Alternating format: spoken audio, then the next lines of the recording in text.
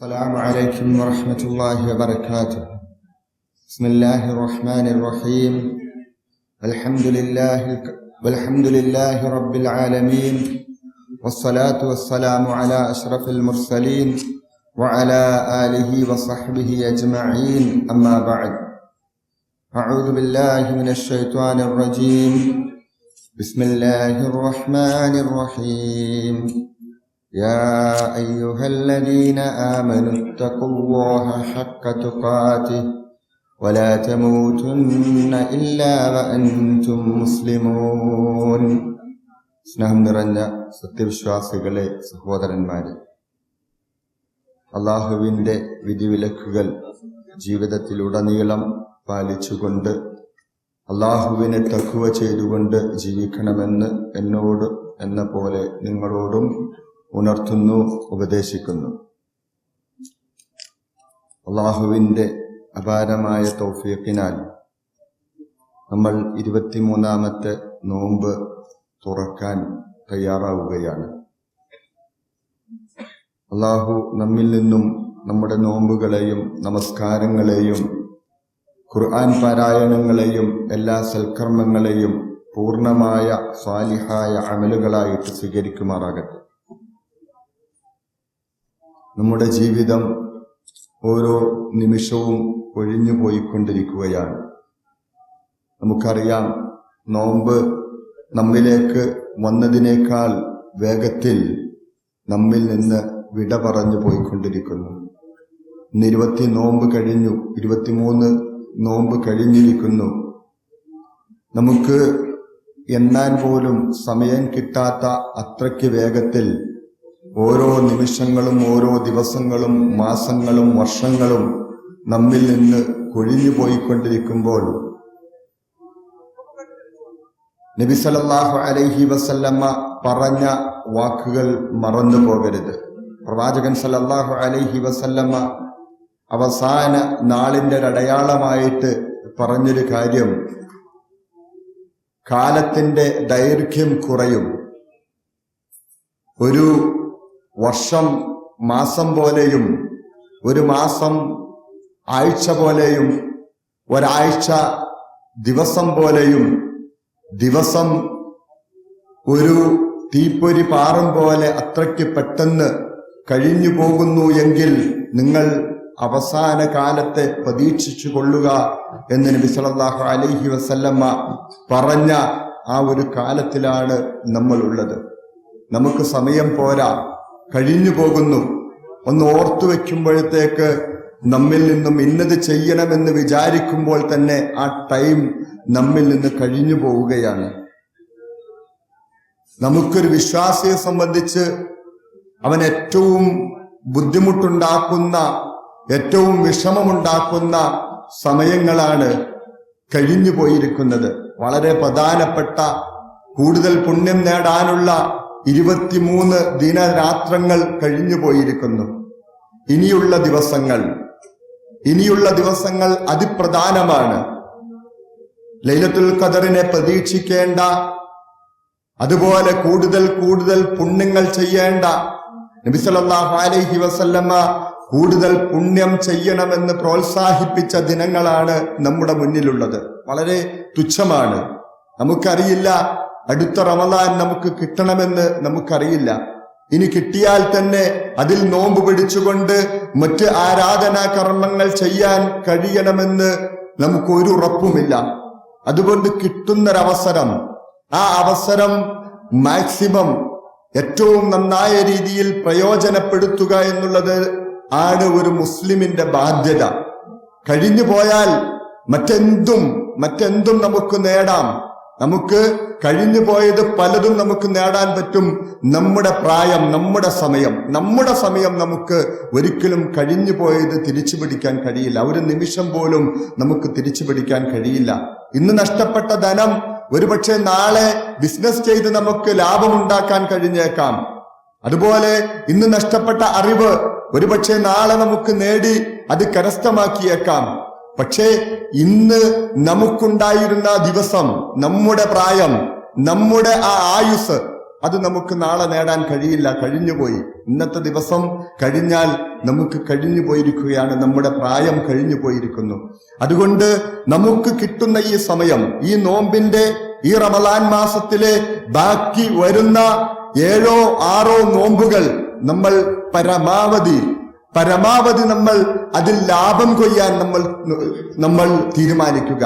നാളെ പരലോകത്തെ വിജയത്തിന് വേണ്ടി, സ്വർഗം കിട്ടാൻ, നരകത്തിൽ നിന്ന് രക്ഷപ്പെടാൻ, അള്ളാഹുവിന്റെ കാരുണ്യം നേടാൻ, അള്ളാഹുവിന്റെ തൃപ്തി നേടാൻ ഉതകുന്ന പ്രവർത്തനങ്ങളുമായിട്ട് ഇനിയുള്ള ദിവസം നമ്മൾ മുന്നോട്ട് പോയില്ലെങ്കിൽ നമുക്ക് പിന്നെ ഖേദിക്കേണ്ടി വരും. അതുകൊണ്ട് ആ ഖേദത്തിന്റെ ഒരാളുകളായിട്ട് നമ്മൾ മാറിപ്പോകരുത്. നമുക്ക് കിട്ടുന്ന സമയം നമ്മൾ പരമാവധി മാക്സിമം നമ്മൾ യൂട്ടിലൈസ് ചെയ്യുക, പരമാവധി നമ്മൾ അത് ഉപയോഗപ്പെടുത്തുക. എല്ലാ കാര്യത്തിലും, ഈ ദുനിയാവിന് വേണ്ടിയിട്ടും അതിനപ്പുറത്തേക്ക് പരലോകത്തിന് വേണ്ടിയിട്ടും അത് ഉപയോഗപ്പെടുത്തുമ്പോൾ മാത്രമേ ഒരു മുസ്ലിമാവുകയുള്ളൂ, ഒരു മുഅ്മിനാവുകയുള്ളൂ. റബ്ബനാ ആതിനാ ഫിദ് ദുനിയാ ഹസന വഫിൽ ആഖിറതി ഹസനതൻ വഖിനാ അദാബന്നാർ. എല്ലാ വിശ്വാസിയും പറയേണ്ട, പ്രാർത്ഥിക്കുന്ന ഒരു പ്രാർത്ഥന. നബി സല്ലല്ലാഹു അലൈഹി വസല്ലമ ഏറ്റവും കൂടുതൽ സമയം പ്രാർത്ഥിച്ചിരുന്ന ഒരു പ്രാർത്ഥന, റബ്ബനാ, അല്ലാഹുവേ, റബ്ബേ, ആതിനാ ഫിദ് ദുനിയാ ഹസനതൻ, ഈ ലോകത്ത് ഞങ്ങൾക്ക് നന്മ നൽകണേ, വഫിൽ ആഖിറതി ഹസനതൻ, നാളെ പരലോകത്തും ഞങ്ങൾക്ക് നന്മ നൽകണേ, വഖിനാ അദാബന്നാർ, അതുപോലെ നരകത്തിന്റെ ശിക്ഷയിൽ നിന്നും നരകത്തിൽ നിന്നും ഞങ്ങളെ കാത്തുരക്ഷിക്കണേ എന്നുള്ള ആ പ്രാർത്ഥന, അതിൽ ഇഹലോകവും പരലോകവും ഉൾപ്പെട്ടിരിക്കുന്നു. അപ്പോൾ ഒരു വിശ്വാസി പ്രാർത്ഥിക്കേണ്ടതാണ്, ഈ ലോകത്തും നന്മ നേടാൻ പ്രാർത്ഥിക്കുകയും പ്രവർത്തിക്കുകയും ചെയ്യണം. അതിനപ്പുറത്തേക്ക് ഈ ലോകത്ത് നേടുന്ന നന്മകളെല്ലാം നാളെ പരലോകത്ത് നന്മയാകുന്ന രീതിയിലായിരിക്കണം നമ്മുടെ ഈ ലോകത്തെ എല്ലാ നന്മകളും. സമ്പാദിക്കുമ്പോൾ ആ സമ്പാദ്യം നാളെ പരലോകത്ത് നമുക്ക് സ്വർഗത്തിൽ പ്രവേശിക്കുവാനുള്ള കാരണമായിരിക്കണം. നബി സല്ലല്ലാഹു അലൈഹി വസല്ലമ പറഞ്ഞു, ഈ ലോകത്ത് ആരെങ്കിലും ഒരു മനുഷ്യൻ തന്റെ ഭാര്യയുടെ വായിലേക്ക് വെച്ചു കൊടുക്കുന്ന ഒരു ഉരുള ചോറിനും പുണ്യമുണ്ടെന്ന് പഠിപ്പിച്ച പ്രവാചകൻ സല്ലല്ലാഹു അലൈഹി വസല്ലമ. അപ്പോൾ നല്ല രീതിയിൽ സമ്പാദിച്ച് നല്ല രീതിയിൽ മക്കൾക്ക് വേണ്ടിയിട്ട് ചിലവഴിച്ചാൽ, കുടുംബത്തിന് വേണ്ടി ചിലവഴിച്ചാൽ, നമുക്ക് വേണ്ടി ചിലവഴിച്ചാൽ, ആ ചിലവഴിക്കുന്ന പടച്ചവന്റെ വിധിവിലക്കുകൾക്കുള്ളിൽ നിന്നുകൊണ്ടാണ് ചിലവഴിക്കുന്നതെങ്കിൽ അതിന് തീർച്ചയായിട്ടും പുണ്യമുണ്ടെന്നാണ് ഇസ്ലാം പഠിപ്പിക്കുന്നത്. അപ്പോൾ നമ്മൾ നേടുന്ന അറിവുകൾ, നമ്മൾ ചെയ്യുന്ന ജോലികൾ, നമ്മൾ നേടുന്ന സമ്പാദ്യം, അതുപോലെ നമ്മുടെ മക്കൾ, നമ്മുടെ കുടുംബം, നമ്മുടെ ഭാര്യ എല്ലാം ഈ ലോകത്ത് നന്മയായിരിക്കണം. അതുപോലെ തന്നെ ആ നന്മ നാളെ പരലോകത്തും ഉണ്ടാകണമെന്നുള്ളൊരു ബോധത്തോടു കൂടിയായിരിക്കണം നമ്മൾ ഈ ലോകത്ത് നന്മകൾ ചെയ്യേണ്ടത്, പ്രവർത്തിക്കേണ്ടത്, സമ്പാദിക്കേണ്ടത്, മറ്റു കാര്യങ്ങൾ നേടേണ്ടത്. അപ്പോൾ ഈ ലോകത്തും പരലോകത്തും നന്മകൾ നേടാനായിരിക്കണം നമ്മുടെ ജീവിതം മാറ്റിവെക്കേണ്ടത്. ഓരോ നിമിഷവും ഒരു സെക്കൻഡ് പോലും വെറുതെ കളയാൻ ഇസ്ലാം അനുവദിക്കുന്നില്ല. നമുക്കറിയാം, നമ്മൾ കേട്ടതാണ്, ഈ നോമ്പിന്റെ വിധിവിലക്കുകൾ പഠിക്കുമ്പോൾ നമുക്കറിയാം, നമ്മൾ പഠിച്ചു, ഒരാൾ നോമ്പ് തുറക്കാൻ സമയമായിട്ട് ആ സമയമാകുമ്പോൾ തന്നെ നോമ്പ് തുറന്നാൽ, അതിനുവേണ്ടി ധൃതി കൂട്ടിയാൽ അവന് പുണ്യമുണ്ട്, അത് നന്മയിലായിരിക്കുമെന്ന് നബി സല്ലല്ലാഹു അലൈഹി വസല്ലമ പഠിപ്പിച്ചു. അത്ര കൃത്യനിഷ്ഠമാണ്. ഒരു നിമിഷം പോലും കളയാനില്ല വിശ്വാസിക്ക്. നോമ്പ് തുറക്കാൻ സമയമായാൽ ആ നോമ്പ് അപ്പോൾ തന്നെ തുറക്കുക. അല്പം അങ്ങോട്ട് വൈകിക്കാനോ അല്പം ഇങ്ങോട്ട് നീക്കാനോ ഒരു വിശ്വാസിക്ക് അനുവാദമില്ല. അങ്ങനെ തുറന്നാൽ ആ തുറക്കുന്ന ആളുകൾ നന്മയിലായിരിക്കുമെന്ന് മുഹമ്മദ് നബി സല്ലല്ലാഹു അലൈഹി വസല്ലമ പഠിപ്പിക്കുന്നു എങ്കിൽ എത്ര കൃത്യനിഷ്ഠമാണ് അല്ലെ നമ്മുടെ നമസ്കാരത്തെ കുറിച്ച് ഖുർആൻ എന്താ പറഞ്ഞ്, ഇന്ന സ്വലാത്ത കാനത് അലൽ മുഅ്മിനീന കിതാബൻ മൗഖൂത, തീർച്ചയായിട്ടും നമസ്കാരം അത് മുഅ്മിനീങ്ങൾക്ക്, സത്യവിശ്വാസികൾക്ക് സമയം നിർണയിക്കപ്പെട്ട ഒരു ആരാധനാ കർമ്മമാണ്. സമയം നിർണയിച്ചതാണ്. തോന്നുമ്പോൾ നിസ്കരിച്ചാൽ പോരാ.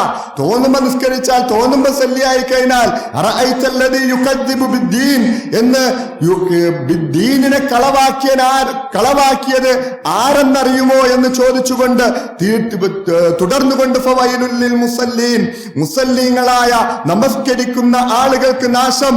എങ്ങനെയാണ് അവർ? അല്ലദീന ഹും അൻ സ്വലാത്തിഹിം സാഹൂൻ, ആ നമസ്കാരത്തെ തൊട്ട് അശ്രദ്ധരാണവർ, ജമാഅത്തിന് പോകില്ല. ആ നമസ്കാരത്തിന്റെ സമയമെത്തിയാൽ ആദ്യ വക്തത്തിൽ തന്നെ അത് നിർവഹിക്കില്ല. പല കാരണങ്ങൾ പറഞ്ഞ് അവസാനം അവൻ ആ നമസ്കാരം നഷ്ടപ്പെടുത്തുന്നൊരവസ്ഥയിലേക്ക്. അതുകൊണ്ടാ നബി സല്ലല്ലാഹു അലൈഹി വസല്ലമ പറഞ്ഞത്, ഏറ്റവും നല്ല പ്രവർത്തനം, അഫ്ദലുൽ അഅമാൽ, ഏറ്റവും നല്ല പ്രവൃത്തി ഏതെന്ന് ചോദിച്ചപ്പോൾ അത് നമസ്കാരത്തിന്റെ ആദ്യ വക്തത്തിൽ നമസ്കരിക്കുന്നതാണ് എന്ന് നബി സല്ലല്ലാഹു അലൈഹി വസല്ലമ പറഞ്ഞത്. അപ്പോൾ നമസ്കാരമായാലും നോമ്പായാലും ഹജ്ജായാലും സകാത്തായാലും എല്ലാത്തിനും ഒരു നിർണിതമായ സമയം നിശ്ചയിച്ചിട്ടുണ്ട്. വിശ്വാസി ആ രീതിയിൽ ചിട്ടപ്പെടുത്തിയിരിക്കുകയാണ്. ഏറ്റവും കൃത്യമായിട്ട് ടൈം നോക്കി സമയനിഷ്ഠമായിട്ട് ജീവിക്കേണ്ടവനാണ് വിശ്വാസി. പക്ഷേ പലപ്പോഴും നമസ്കരിക്കുന്ന, നോമ്പ് പിടിക്കുന്ന, ഹജ്ജ് ചെയ്യുന്ന നമ്മൾ പലപ്പോഴും അത് ആ സമയനിഷ്ഠ പാലിക്കാത്തവനാണ്, അല്ലെ? നമ്മളെപ്പോഴെങ്കിലും ആരെങ്കിലും ഒരു കൂട്ടുകാരനോട് പറയും, ഞാൻ 9 മണിക്ക് ഇൻഷാ അല്ലാഹ് റൂമിൽ നിന്ന് ഇറങ്ങിയിരിക്കും, നീ അങ്ങോട്ട് വന്നേച്ചാ മതി എന്ന് പറയും. പക്ഷേ 9 മണിയായാലും 10 മണിയായാലും നമ്മൾ ഇറങ്ങില്ല. വന്നവസാനം കൂട്ടുകാരൻ വന്ന് റൂമിന്റെ താഴെ കിടന്ന് കാത്തിരുന്ന് അവസാനം നമ്മൾ ഈ 9 മണിക്ക് ഇറങ്ങാമെന്ന് പറയുമ്പോഴും 9 മണിക്ക് അവൻ കിടക്കപ്പാഴിൽ നിന്ന് എഴുന്നേറ്റുണ്ടാവുകയില്ല. അതൊരു വിശ്വാസിക്ക് യോജിച്ചതല്ല.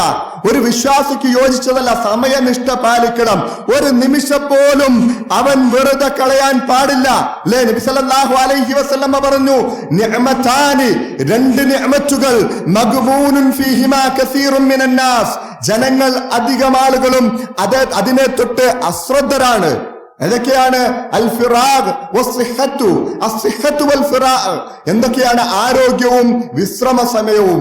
നമുക്ക് കിട്ടുന്ന വെറുതെയുള്ള സമയങ്ങൾ നമ്മൾ നഷ്ടപ്പെടുത്തിക്കൊണ്ടിരിക്കുകയാണ്. നമുക്ക് ആ കിട്ടുന്ന സമയം മുഴുവൻ ഫേസ്ബുക്കിലൂടെയും സാമൂഹ്യ മാധ്യമങ്ങളിലൂടെയും നെറ്റിന്റെ ലോകങ്ങളിലൂടെയും കറങ്ങി നടക്കുന്ന നമുക്ക് എന്ത് നന്മയാണ് നമ്മൾ നേടിയിട്ടുള്ളത്? ആലോചിക്കണം. ഈ നോമ്പിൽ തന്നെ, ഈ അവസാന 10-ൽ തന്നെ നമ്മൾ പലപ്പോഴും നമ്മൾ ഈ ഫേസ്ബുക്കിലൂടെ ഇങ്ങനെ, വാട്സപ്പിലൂടെ ഇങ്ങനെ സന്ദേശങ്ങൾ അയച്ചു കൊണ്ടിരിക്കുകയാണ്. എന്തിനു വേണ്ടിയിട്ടാണ്? മാറ്റിവെക്കണം, ഒഴിവാക്കി വെക്കണം. എന്നിട്ട് ഖുർആൻ ഓതണം, തസ്ബീഹുകൾ വർദ്ധിപ്പിക്കണം, തഹ്ലീലുകൾ വർദ്ധിപ്പിക്കണം. അല്ലാഹുമ്മ ഇന്നക അഫ്വൻ തുഹിബ്ബുൽ അഫ്വ ഫഅഫു അന്നി, അല്ലാഹുമ്മ ഇന്നക അഫ്വൻ തുഹിബ്ബുൽ അഫ്വ ഫഅഫു അന്നി. അല്ലാഹുവേ, നീ മാപ്പരുള്ളവനാണ്, മാപ്പ് നൽകുന്നവനാണ്. റബ്ബേ, ഒത്തിരി തെറ്റ് ചെയ്തു പോയിട്ടുണ്ട്, ഒത്തിരി പാകപ്പിഴവുകൾ വന്നു പോയിട്ടുണ്ട് ജീവിതത്തിൽ. അതുകൊണ്ട് എനിക്ക് നീ മാപ്പ് നൽകണമേ എന്ന് ആത്മാർത്ഥമായി പ്രാർത്ഥിച്ചു കൊണ്ടിരിക്കുക. പ്രാർത്ഥനയ്ക്ക് വേണ്ടിയിട്ട്, തസ്ബീഹുകൾക്ക് വേണ്ടിയിട്ട്, ദിക്റുകൾക്ക് വേണ്ടിയിട്ട്, ഖുർആനോത്തുകൾക്ക് വേണ്ടിയിട്ട് മാറ്റിവെക്കണം ഈ സമയം. ഇനിയുള്ള 6 ദിവസങ്ങൾ നഷ്ടമാണല്ലെങ്കിൽ നഷ്ടപ്പെട്ടു പോകുന്ന സമയങ്ങളാണ്, തിരിച്ചു കിട്ടില്ല. ഇനി ഈ റമദാൻ മാസം 1438 ഹിജറ വർഷത്തിലെ റമദാൻ മാസം നമുക്ക് ഒരിക്കലും കിട്ടില്ല. നമുക്കിനി കിട്ടുന്ന 1439 ഇൻഷാ അല്ലാഹ്. അല്ലാഹു തൗഫീഖ് ചെയ്യുമാറാകട്ടെ. നമ്മൾ ആത്മാർത്ഥമായിട്ട് പ്രാർത്ഥിക്കണം, ദീർഘായുസിനു വേണ്ടി പ്രാർത്ഥിക്കണം. ആ ദീർഘായുസിനു വേണ്ടി പ്രാർത്ഥിക്കുന്നതോടൊപ്പം തന്നെ ആ ദീർഘായുസിൽ അല്ലാഹുവിന്റെ ത്വാഅത്തിൽ, അല്ലാഹുവിനെ അനുസരിച്ചുകൊണ്ട്, അല്ലാഹുവിന്റെ വിധിവിലക്കുകൾ പാലിച്ചുകൊണ്ട്, അല്ലാഹുവിന്റെ മാർഗത്തിൽ ഉറച്ചു നിന്നുകൊണ്ട് ജീവിക്കുവാനുള്ള ആ തൗഫീഖ് നൽകുവാനും പ്രാർത്ഥിക്കണം. ദീർഘായുസിനു വേണ്ടി മാത്രമല്ല, ദീർഘായുസോടൊപ്പം നിന്റെ ത്വാഅത്തിൽ, നിന്റെ അനുസരണയിൽ ജീവിക്കുവാനുള്ള ആഫിയത്ത് നൽകണമേ എന്ന് അല്ലാഹുവിനോട് പ്രാർത്ഥിക്കണം.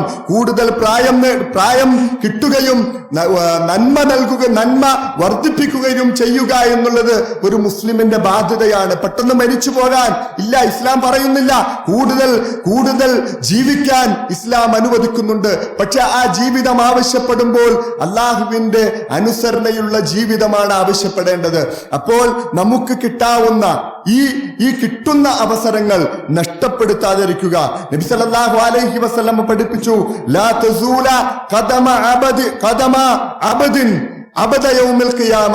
ഒരു മനുഷ്യൻ, ഒരു അടിമ നാളെ പരലോകത്ത് വെച്ച് അല്ലാഹുവിന്റെ അടുക്കൽ നിന്ന് തന്റെ കാലുകൾ അനക്കാൻ പറ്റാത്ത ആ രീതിയിൽ അല്ലാഹുവിന്റെ മുന്നിൽ നിൽക്കേണ്ടി വരും. ഹത്താ യുസ്അല, ഹത്താ യുസ്അല, അവനോട് ചോദ്യം ചെയ്യപ്പെടുന്നത് വരെ, അൻ ഉംരിഹി, അവന്റെ സമയത്തെക്കുറിച്ച് അവനോട് ചോദിക്കും, അവന്റെ സമയത്തെക്കുറിച്ച് അവൻ ചോദിക്കും, അവന്റെ പ്രായത്തെക്കുറിച്ച് അവനോട് ചോദിക്കും. ഫീമാ അഫ്നാഹ്, എങ്ങനെയാണത് പാഴാക്കിയത്, എന്താണ് അതിൽ ചെയ്തത് എന്ന് ചോദിക്കും. നമുക്ക് കിട്ടിയ ഈ റമദാൻ മാസത്തിൽ എന്താണ് നമ്മൾ നേടിയത്? നമ്മളൊന്ന് ആലോചിക്കുക.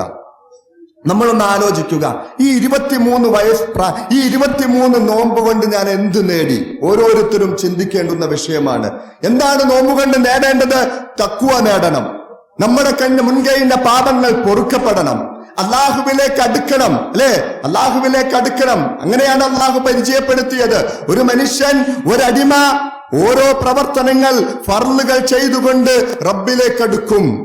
അതുപോലെ അവൻ ഫർളുകൾ ചെയ്ത് റബ്ബിലേക്ക് അടുക്കും, സുന്നത്തുകൾ ചെയ്തുകൊണ്ട് കൂടുതൽ റബ്ബിലേക്ക് അടുക്കും.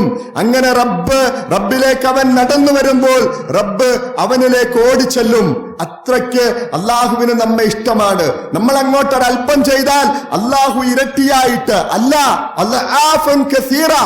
എത്രയോ ഇരട്ടികൾ, നമുക്ക് ചിന്തിക്കാൻ പറ്റാത്തത്ര ഇരട്ടികളായിട്ട് വർദ്ധിപ്പിച്ചു തരും. ഇരട്ടി ഇഷ്ടം നമുക്ക് നൽകും അല്ലാഹു. നമുക്കൊരൽപ്പം ഇഷ്ടം അങ്ങോട്ട് നൽകിയാൽ അല്ലാഹു നമ്മൾ നടന്നു ചെല്ലുമ്പോൾ ഇങ്ങോട്ട് ഓടി വരും. ഒരു ചാണെടുത്താൽ ഒരു മുഴമെടുക്കും, ഒരു മുഴമെടുത്താൽ ഒരു മാറെടുക്കും എന്നെല്ലാം പറഞ്ഞുകൊണ്ട് ഖുദ്സിയായ ഹദീസിലൂടെ വന്നത്. ഈ അടുപ്പം നമുക്ക് നേടാൻ കഴിഞ്ഞിട്ടുണ്ടോ? ഈ നോമ്പ് കൊണ്ട് നമുക്ക് കഴിഞ്ഞിട്ടുണ്ടോ? നമ്മുടെ ഈ 23 ദിവസം നമ്മുടെ വയസ്സാണ്, അല്ലെ? 23 ദിവസം നമ്മുടെ കഴിഞ്ഞു പോയിരിക്കുന്നു. ആ 23 ദിവസം കൊണ്ട് നമുക്ക് നമ്മുടെ തഖ്വ നേടാൻ എത്ര കഴിഞ്ഞു? നമുക്ക് എത്ര അല്ലാഹുവിലേക്ക് അടുക്കാൻ കഴിഞ്ഞു, അല്ലെ? പലപ്പോഴും അടുപ്പത്തേക്കാൾ അകൽച്ചയാണ് ഉണ്ടായിരിക്കുന്നത് മനുഷ്യന്മാർക്ക്. കാരണം പള്ളികൾ കാലിയായിക്കൊണ്ടിരിക്കുന്നു. പലപ്പോഴും നോമ്പുതുറകളുടെ പേരുകൾ പറഞ്ഞ്, സംഗമങ്ങളുടെ പേര് പറഞ്ഞ് ആ ഇബാദത്തുകളിൽ നിന്ന് വിട്ടുനിന്നുകൊണ്ട് അവസാനത്തെ 10 മുഴുവനായിട്ട് മാർക്കറ്റുകളിലും അതുപോലെ സംഗമങ്ങളിലും ഏർപ്പെടുന്നൊരവസ്ഥയിലേക്ക് മുസ്ലിം സമുദായം എത്തപ്പെട്ടിരിക്കുന്നു. മാറണം. അവസാനത്തെ 10 അതിനുള്ളതല്ല. അവസാനത്തെ 10 നബി സല്ലല്ലാഹു അലൈഹി വസല്ലമ പഠിപ്പിച്ചത് അതിനുവേണ്ടി ഒരുങ്ങിയിറങ്ങണം. തുണി മുറുക്കിയെടുത്ത് ഒരുങ്ങിയിറങ്ങണം എന്ന് നബി സല്ലല്ലാഹു അലൈഹി വസല്ലമ പഠിപ്പിച്ചത്. എന്നിട്ട് ഇഅ്തികാഫ് ഇരിക്കണം, ഖുർആൻ ഓതണം, ധാരാളമായിട്ട് നിന്ന് നമസ്കരിക്കണം. അള്ളാഹുവിന്റെ ഓഫറുകളാണ്. അങ്ങനെ നിന്ന് നമസ്കരിച്ചാൽ എല്ലാ പാപങ്ങളും വിട്ടുപുറത്തു മാപ്പാക്കി തരും. നരകത്തിൽ നിന്ന് രക്ഷപ്പെടുത്തും. സ്വർഗത്തിലേക്ക് നിങ്ങളെ പ്രവേശിപ്പിക്കും. അള്ളാഹുവിന്റെ ഓഫറാണ്. ആ ഓഫർ ഒരിക്കലും പാഴാകില്ല. ഇന്ന വഅദല്ലാഹി ഹഖ്ഖുൻ, അള്ളാഹുവിന്റെ ഓഫർ, അള്ളാഹു പറഞ്ഞിരിക്കുന്ന വാഗ്ദാനം അത് ഹക്കാണ്, ഒരിക്കലും പാഴാകാത്തത്. ഒരിക്കലും പാഴാകാത്ത ആ ഹക്കായ ആ വാഗ്ദാനത്തിലേക്കായിരിക്കണം നമ്മുടെ ജീവിതം. ഇനിയുള്ള ഈ 6 ദിവസം നോമ്പ് തുറകൾ, സംഗമങ്ങൾ എല്ലാം ഒഴിവാക്കി വെച്ചിട്ട് ആരാധനയിൽ മുഴുകുക. അതിനുവേണ്ടി മാറ്റിവെക്കരുത്. മാർക്കറ്റുകളിലേക്കല്ല പോകേണ്ടത്. മാർക്കറ്റുകളിൽ പോകേണ്ട സമയം കഴിഞ്ഞു. മാർക്കറ്റുകളിലേക്ക് പോകേണ്ട സമയം ആദ്യം പോയി വേണമെങ്കിൽ വാങ്ങിക്കാമായിരുന്നു. നിർബന്ധമായിട്ട് നമുക്ക് ഈ ഓഫറിൽ ഈ 6 ദിവസത്തിൽ നമുക്ക് ആരാധനകൾ ചെയ്താൽ കിട്ടാൻ പോകുന്ന പുണ്യം മാർക്കറ്റിൽ പോയാൽ കിട്ടില്ല. മാർക്കറ്റിൽ പോയില്ലെങ്കിലും കുഴപ്പമില്ല. പുതിയ ഡ്രസ് ഇടൽ ഇസ്ലാമിൽ സുന്നത്തല്ല. പുതിയതല്ല ഇടേണ്ടത്, നല്ല ഡ്രസ് ഇടുക എന്നുള്ളതാണ്. അത് വിശദീകരിച്ചതാണ്. അപ്പോൾ പുണ്യം കിട്ടണമെങ്കിൽ മാർക്കറ്റുകളിൽ പോകേണ്ടത് ഒഴിവാക്കി വെക്കുക. സംഗമങ്ങൾ മാറ്റിവെക്കുക. വിളിച്ചു പറയുക, എനിക്ക് വരാൻ കഴിയില്ല, എനിക്കൊന്ന് മാറിയിരിക്കണം, ഒഴിഞ്ഞിരിക്കണം, ആരാധനയിൽ മുഴുകിയിരിക്കണം എന്ന് വിളിച്ചു പറയുക. ഹത്താ യുസ്അല ഉംരിഹി അൻ ഉംരിഹി ഫീമാ അഫ്നാഹ്, എന്തിനു വേണ്ടിയിട്ടാണ് നിന്റെ ജീവിതം നീ തുലച്ചതെന്ന് ചോദിച്ചാൽ എന്തുത്തരമാണ് സഹോദരന്മാരെ എനിക്കും നിങ്ങൾക്ക് പറയാനുള്ളത്? എന്തെങ്കിലും പറയാനുണ്ടോ? ഒന്ന് ഓർത്തു നോക്കുക. 23 നോമ്പ് കൊണ്ട് നമ്മൾ എന്താണ് നേടിയത്? ആലോചിക്കുക. ഒരു നോമ്പ് പിടിച്ചു, അവസാനം ടെന്റിൽ വന്ന് നോമ്പ് തുറന്നു, ഒരു ഖത്തം ഓതി തീർത്തു എന്നല്ലാതെ മറ്റെന്ത് നേട്ടമാണ് നമുക്ക് കൈവരിക്കാൻ കഴിഞ്ഞിരിക്കുന്നത്? ഒന്ന് ആലോചിച്ചു നോക്കുക. അതുപോലെ തന്നെ അവന്റെ അറിവിനെ കുറിച്ച് ചോദിക്കും. ഫീമാ ഫഅല ബി, അതുകൊണ്ട് എന്താണ് പ്രവർത്തിച്ചത്? അറിവ് വേണം. അതുകൊണ്ട് എന്ത് പ്രവർത്തിച്ചു? എന്താണ് ഖുർആൻ കൊണ്ട് നിങ്ങൾ ചെയ്തത് എന്ന് ചോദിച്ചാൽ എന്തുത്തരമാണ് നമുക്ക് പറയാനുള്ളത്? മാറണം. ഞാൻ പലപ്പോഴും സൂചിപ്പിച്ചതുപോലെ ഒന്നുകൂടി നിങ്ങളെ ഓർമ്മപ്പെടുത്തുന്നു, ഖുർആനിലേക്ക് നമ്മൾ മടങ്ങണം, ഖുർആൻ പഠിക്കണം. മറക്കരുതേ, നിങ്ങൾ മറന്നു പോകരുതേ. നമ്മുടെ വിജയത്തിന്റെ ഗ്രന്ഥമാണ്, അതുകൊണ്ട് നഷ്ടപ്പെടുത്തരുത്. ആ ഖുർആൻ ഒന്ന് പഠിക്കണേ. ഈ റമദാനിന്റെ സന്ദേശം ഖുർആൻ പഠിക്കലാണ്, മനസ്സിലാക്കലാണ്, ഖുർആൻ അനുസരിച്ച് ജീവിതം ചിട്ടപ്പെടുത്തലാണ്. ഖുർആൻ നമ്മുടെ നേതാവാണ്. ഖുർആൻ നമ്മെ മുന്നോട്ട് നയിക്കേണ്ട പുസ്തകമാണ്, ഗ്രന്ഥമാണ് എന്ന ചിന്തയോടുകൂടി ഇനിയെങ്കിലും നമ്മൾ ഖുർആനെ സമീപിക്കണം. അതിനുവേണ്ടി ഒഴിഞ്ഞിരിക്കുന്ന ആളുകളുണ്ട്, അവരിലേക്കൊന്ന് ചെന്നുകൊണ്ട് ഖുർആൻ ഒന്ന് പഠിച്ച് പ്രവാചകന്റെ ചര്യകളൊന്ന് പഠിച്ചുകൊണ്ട് നമ്മൾ നന്നാകാൻ തീരുമാനിക്കണം. അതുപോലെ തന്നെ സമ്പാദിക്കുന്ന സമ്പാദത്തെ കുറിച്ച് ചോദിക്കും അല്ലാഹുവിന്റെ അടുക്കൽ. ഏത് രീതിയിലാണ്? മിൻ ഐന ഇക്തസബഹു, എവിടെ നിന്നാണ് സമ്പാദിച്ചതെന്ന് ചോദിക്കും. വഫീമാ അൻഫഖഹു, എങ്ങനെയാണ് ഇത് ചിലവഴിച്ചതെന്ന് ചോദിക്കും. പറയാൻ ഉത്തരമുണ്ടാകില്ല, നമുക്ക് പറയാൻ ഉത്തരമുണ്ടാകില്ല. അതുകൊണ്ട് ആ കിട്ടുന്ന സമ്പാദ്യത്തിൽ നിന്നും യുസക്കീഹിം, അതൊന്ന് നന്നാക്കിയെടുക്കുവാൻ, നമുക്ക് അതൊന്ന് ശുദ്ധീകരിച്ചെടുക്കുവാൻ അതിൽ നിന്നൊരു 2.5% നിങ്ങൾ സക്കാത്ത് നൽകണേ, നിർബന്ധമാണ്. അത് നമസ്കാരത്തോടൊപ്പം അല്ലാഹു കൂട്ടിപ്പറഞ്ഞ സക്കാത്തിനെ കുറിച്ച് നിങ്ങൾ അവഗണിച്ച് കളയരുത്. നിങ്ങൾ കണക്ക് നോക്കണേ. കണക്ക് നോക്കിയിട്ട് 1 ലക്ഷം രൂപ നിങ്ങൾക്ക് ബാലൻസ് ഉണ്ടെങ്കിൽ അതിൽ നിന്ന് 2500 രൂപ ഹഖ്ഖുൽ ലിസാഇലി വൽ മഹ്റൂം, അത് പാവപ്പെട്ടവന്റെ അവകാശമാണല്ല, പാവപ്പെട്ടവന്റെയാണത്. അതെടുത്ത് തിന്നാൽ പിച്ചച്ചട്ടിയിൽ കൈയിട്ട് വാരും പോലെയാണ്. 2500 രൂപ 1 ലക്ഷത്തിൽ നിന്നും 2500 രൂപ മാറ്റിവെച്ചിട്ടില്ലെങ്കിൽ ആ 1 ലക്ഷം രൂപയും നിങ്ങൾക്ക് ഹറാമായി പോകുന്നൊരവസ്ഥയുണ്ടാകും. അതുകൊണ്ട് സക്കാത്തിനെ കുറിച്ച് പഠിക്കണം. എന്നിട്ട് ആ സക്കാത്ത് ഒന്ന് മാറ്റിവെക്കണം, കൃത്യമായിട്ട് അറിയണം. സക്കാത്ത് ഇസ്ലാമിന്റെ 3ാമത്തെ തൂണാണത്, അല്ലാതെ സദക്കയല്ലാതെ. അത് ആളുകൾക്ക് വലിച്ചെറിഞ്ഞു കൊടുക്കുന്ന നമ്മൾക്ക് വലിച്ചെറിഞ്ഞു കൊടുക്കുന്ന കാശല്ല, അത് സദക്കയല്ല. സക്കാത്ത് നിർബന്ധ ബാധ്യതയാണ്. 1 ലക്ഷം രൂപ ബാലൻസ് ഉണ്ടെങ്കിൽ അവൻ 2500 രൂപ 2.5% അവൻ മാറ്റിവെക്കണം.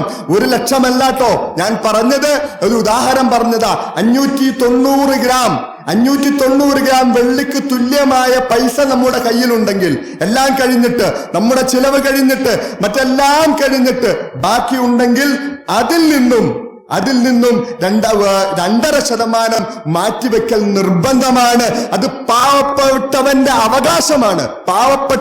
അവകാശമാണ്, നമ്മുടെ എല്ലാ സ്വത്ത്. അതുകൊണ്ട് അത് മാറ്റിവെക്കണം. അത് മാറ്റിവെച്ചിട്ട് അതൊന്ന് കൊടുക്കണം. വേണ്ടപ്പെട്ടവരെ അത് ഏൽപ്പിക്കണം. അതിനുള്ള സംവിധാനങ്ങൾ ഒരുക്കിയിട്ടുണ്ട്, സെന്ററിലുണ്ട്, അവിടെ ഏൽപ്പിക്കാം. അല്ലെങ്കിൽ നിങ്ങൾക്ക് എവിടെയാണോ നിങ്ങൾക്ക് തോന്നുന്നത് നല്ലതെന്ന് തോന്നുന്നത് അവിടെ ഏൽപ്പിച്ചുകൊണ്ട് ആ ബാധ്യതയിൽ നിന്നും നിങ്ങൾ ഒഴിവാക്കണം. നിന്റെ ശരീരം, നിന്റെ ആരോഗ്യം എന്തിനു വേണ്ടിയിട്ടാണ് നീ മാറ്റിവെച്ചത് എന്ന് ചോദിച്ചാൽ, എന്തിനാണത് നശിപ്പിച്ചത് എന്ന് ചോദിച്ചാൽ ഉത്തരം പറയാൻ കഴിയണം. ഈ 4 കാര്യങ്ങൾ, നമ്മുടെ പ്രായം, ധനം, നമ്മുടെ അറിവ്, അതുകൊണ്ട് എന്ത് പ്രവർത്തിച്ചു, അതുപോലെ തന്നെ നമ്മുടെ ആരോഗ്യം, അതെന്ത് ചെയ്തു എന്ന് ചോദിക്കാതെ ഒരു മനുഷ്യനും കടന്നു പോകാൻ കഴിയില്ല. അതിന് ഉത്തരം പറയണം. അതുകൊണ്ട് ആ ഉത്തരം പറയുന്നൊരവസ്ഥയിലേക്ക് നമ്മൾ വളരണം. ഈ നോമ്പോടുകൂടി ഇനി കിട്ടുന്ന 6 ദിവസം നഷ്ടപ്പെടുത്താതെ, അല്ലെ? എന്നാൽ നബി സല്ലല്ലാഹു അലൈഹി വസല്ലമ പറഞ്ഞത്, ഒരു ബുദ്ധിമാൻ, നല്ല ബുദ്ധിയുള്ളവൻ, അവൻ വലിയ വലിയ കണ്ടുപിടുത്തങ്ങൾ നടത്തിയവനല്ല, അല്ലെങ്കിൽ ഈ ലോകത്ത് വലിയ വലിയ സമ്പാദ്യത്തിന്റെ ഉടമസ്ഥനായവനല്ല, ബിസിനസ് നടത്തുന്നവനല്ല. പ്രവാചകൻ സല്ലല്ലാഹു അലൈഹി വസല്ലമ പഠിപ്പിച്ച ബുദ്ധിമാൻ അൽ കയ്യിസു, ബുദ്ധിമാൻ എന്നാൽ മൻ ദാന നഫ്സഹു ഫഅമില ലിമാ ബഅദൽ മൗത്ത്, സ്വന്തം ശരീരത്തെ അങ്ങ് കീഴൊതുക്കുന്നവൻ, സ്വന്തത്തെ നിയന്ത്രിക്കുന്നവൻ. അല്ലെ? എനിക്ക് നിങ്ങളോടെല്ലാം പറഞ്ഞു തരാൻ പറ്റും, നിങ്ങളോട് ഇന്നതിന്ന് ചെയ്യാനൊക്കെ പറയാൻ പറ്റും, ഇന്ന തിന്മയിൽ നിന്ന് വിട്ടുനിൽക്കാൻ പറയാൻ പറ്റും. പക്ഷേ എനിക്ക് എന്നെ നിയന്ത്രിക്കാൻ കഴിയണം. ആ തിന്മയിൽ നിന്നും എന്നെ നിയന്ത്രിക്കാൻ കഴിയുമ്പോൾ മാത്രമാണ് ഞാൻ ബുദ്ധിമാനാവുകയുള്ളൂ. സ്വന്തത്തെ കീഴൊതുക്കിയവനും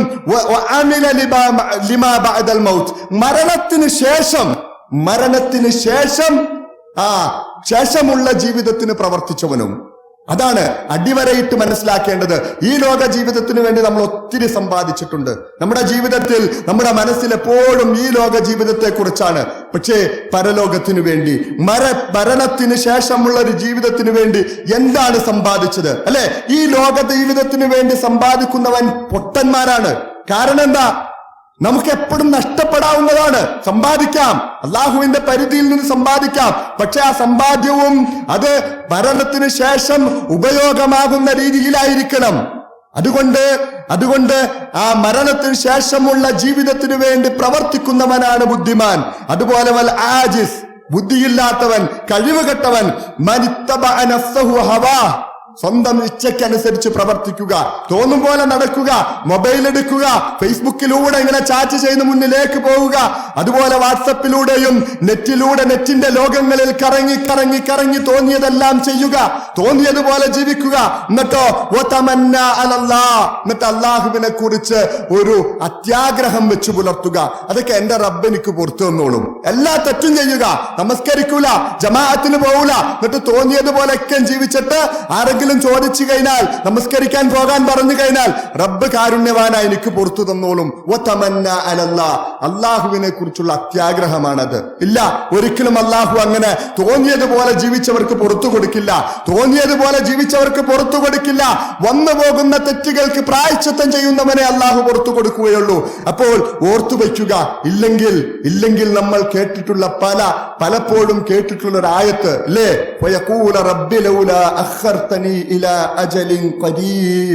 അവസാന നിമിഷം ആ മരണം ഇങ്ങെത്തപ്പെട്ടാൽ ഉറപ്പാകും, എല്ലാ മനുഷ്യർക്കും ഉറപ്പാകുന്ന ഒരു സംഭവമാണത്. ആ മരണം എത്തപ്പെടുമ്പോൾ ഒരു നിമിഷം, പടച്ചവനെ ഒരല്പസമയം എനിക്കൊന്ന് വിട്ടുതാ, ഒന്നല്പം പിന്തിപ്പിക്ക്, ഞാൻ നന്മ ചെയ്തു കൊള്ളാം, നല്ലവനായിക്കൊള്ളാം, ഞാൻ സദക്ക ചെയ്തു കൊള്ളാം, സക്കാത്ത് കൊടുത്തുകൊള്ളാം, നല്ലവനായിട്ട് ജീവിച്ചു കൊള്ളാം എന്ന് പറഞ്ഞുകൊണ്ട് അള്ളാഹുവിലേക്ക് ഖേദിക്കുന്ന ഒരവസ്ഥ വരും.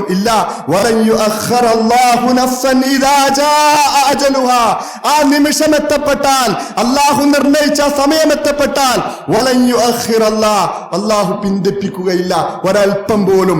ആരൊക്കെ പിടിച്ചു വലിച്ചാലും, എത്ര ഡോക്ടർമാർ നിന്ന് കിണഞ്ഞ് പരിശ്രമിച്ചാലും,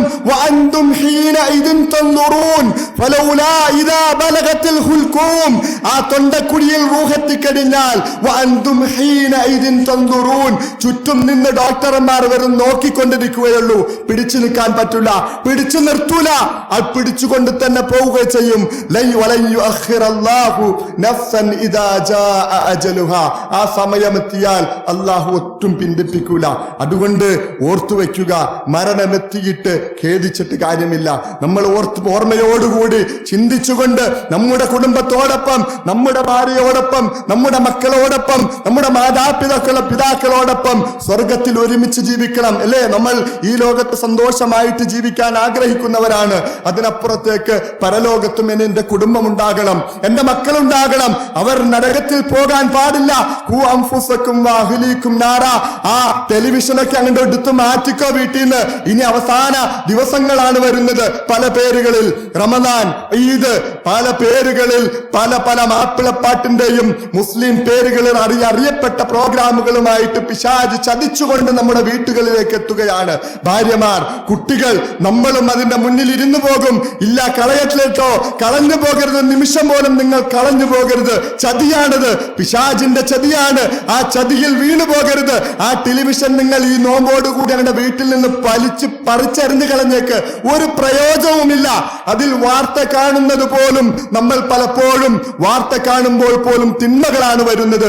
അതുകൊണ്ട് അതവിടെ വെച്ചാൽ തിന്മകളാണ് കൂടുതൽ ചെയ്യുന്നത്. എറിഞ്ഞു കളഞ്ഞേക്കുക. അള്ളാഹുവിലേക്ക് മടങ്ങൂ, ഖേദിക്കൂ, അത് നിഷ്കളങ്കമായിട്ട്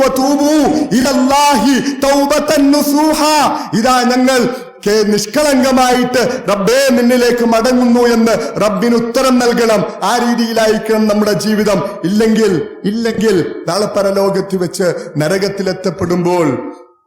നരകത്തിലെത്തപ്പെടുമ്പോൾ നരകാവകാശികളായ ആളുകൾ അവിടെ വെച്ച് അലറിക്കരയുന്ന ഒരു നിമിഷത്തെ കുറിച്ച് നമ്മോട് ഖുർആൻ താക്കീത് ചെയ്യുന്നുണ്ട്. അവിടെ വെച്ച് അവർ അലറിക്കരയും.